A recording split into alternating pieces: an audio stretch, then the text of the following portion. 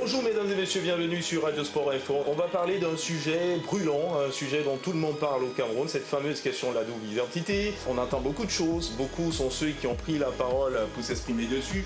Un secret de polichinelle national, dévoilé au monde entier. La publication des joueurs retenus pour les playoffs du championnat a eu l'effet d'une bombe dans le football international. 52 joueurs sont privés de la fin de saison pour soupçon de double identité. À partir du moment où il y a une irrégularité, peu importe la personne qui est derrière cette irrégularité, il faut absolument être capable d'agir. Et je pense que c'est ce que la fédération a fait. Si l'affaire résonne autant, c'est parce que l'équipe nationale est touchée. Sélectionné lors de la dernière Coupe d'Afrique des Nations, Nathan Douala, 17 ans, serait en fait Alexandre Bardelli, 23 ans. Une affaire semblable à celle des U17 suspendue par la fédération en décembre 2022. Les gens ont le sentiment que c'est une simple affaire, mais le mal, il est profond. Quand vous regardez les sélections jeunes du Cameroun ou encore d'autres sélections africaines, vous allez vous rendre compte que vous avez des joueurs qui semblent avoir du talent, mais dont on n'a pas de traçabilité par la suite.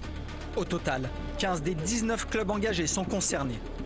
Parmi eux, l'UMS Louma, 2 joueurs sanctionnés. Si le club a engagé les procédures pour tenter d'annuler la décision, ses dirigeants sont conscients du fléau, mais rejettent la faute sur la fédération. Quand vous déposez un dossier, normalement pour un transfert un joueur qui vient d'un autre club, on vous donne ce qu'on appelle le CNT. C'est à partir du CNT que vous introduisez et que vous attachez sur le nom du joueur comme pour délivrer une licence. Et du moment où la FECAFO délivre le CNT, ça dit qu'ils ont vérifié par tous les moyens que le joueur est correct. Un logiciel d'enregistrement est mis en place par la FIFA. Pourtant, les acteurs locaux peinent encore à tracer tous ses membres efficacement. Ancienne vedette du championnat, Joël Babanda a été confronté à la question du changement d'âge durant sa carrière.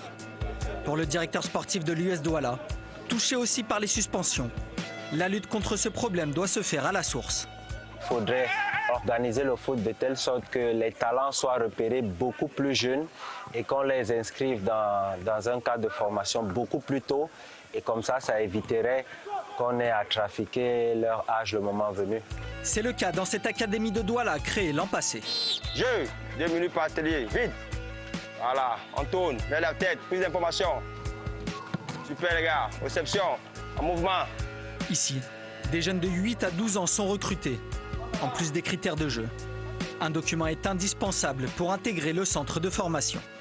Il y a d'autres académies qui font les efforts de couper l'âge de l'enfant pour que l'enfant puisse intégrer. Mais nous, ici à Jeunesse Espoir Football Academy, nous ne faisons pas dans ça. Les parents nous donnent la photocopie de l'acte de naissance de chaque enfant. Les progrès sont là, mais la tâche reste immense. Pour preuve, afin de mener à bien toutes les investigations, le début des playoffs a été reporté. Prévu la semaine dernière, il devrait débuter ce vendredi. Voilà pour cette situation très très compliquée au Cameroun. Qu'est-ce que ça vous inspire, Mamadou ? Cette question-là, je ne sais pas. Sincèrement, je ne sais pas quoi répondre parce que bon, après, on l'a tous connu. Moi, à mon époque, j'ai connu aussi. On était jeune, on était en centre de formation où j'ai connu beaucoup de joueurs qui avaient coupé leur âge, comme on peut le dire, et bon, qui faisaient les différences en jeunes. Mais une fois arrivé en pro ou une fois que... On est toujours à un moment rattrapé par son âge. Voilà, on est rattrapé par son âge. C'est plus une question d'âge. Après, c'est une question de qualité et de talent, même si on n'avait pas quelquefois entre les matchs du filet. Mais c'est plus dans les catégories jeunes qu'on voit la différence et on voit les différences qui se font par rapport à l'âge.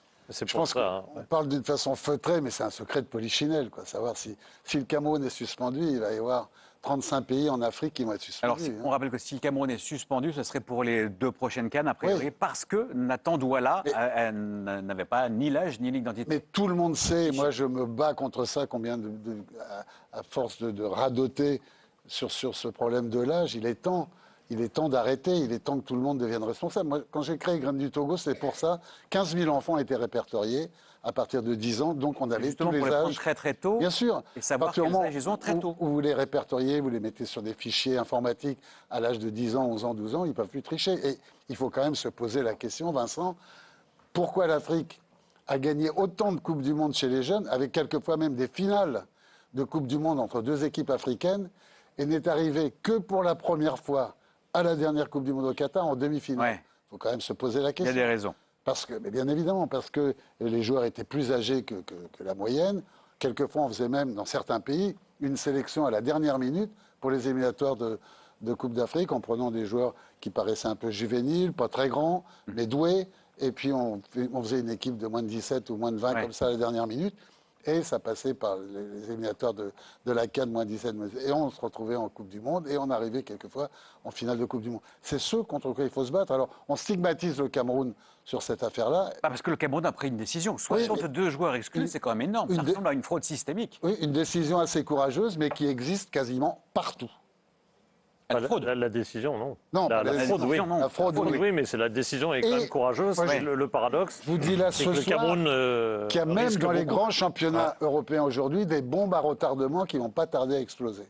Sur le même thème. Sur le même thème. Fraude de l'âge. Sur les changements d'identité, sur la fraude de l'âge, c'est pas fini. Non, mais le problème, on a ouvert la boîte de Pandore et je pense que... Si la CAF sanctionne, la CAF, elle est la représentante de l'ensemble des fédérations. Si les joueurs trichent aujourd'hui, c'est avec l'aval des fédérations.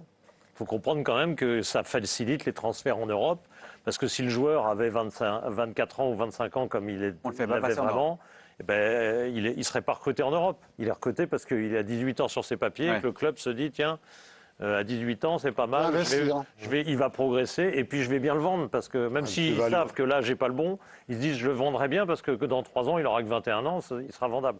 Donc voilà, tout le monde est d'accord avec ce système-là et donc ce serait quand même gonflé de la part de la CAF. Que la CAF lance une opération vérité, oui, mais partout. Donc du coup, est-ce que vous la voyez suspendre, en tout cas sanctionner le Cameroun pour le prochain CAN? C'est une possibilité. Alors ce serait à la fois exemplaire, ça pourrait être intéressant dans le sens où ce serait exemplaire, mais ce serait très sévère pour le Cameroun, parce que, comme dit Claude, c'est 35 pays qui devraient être suspendus.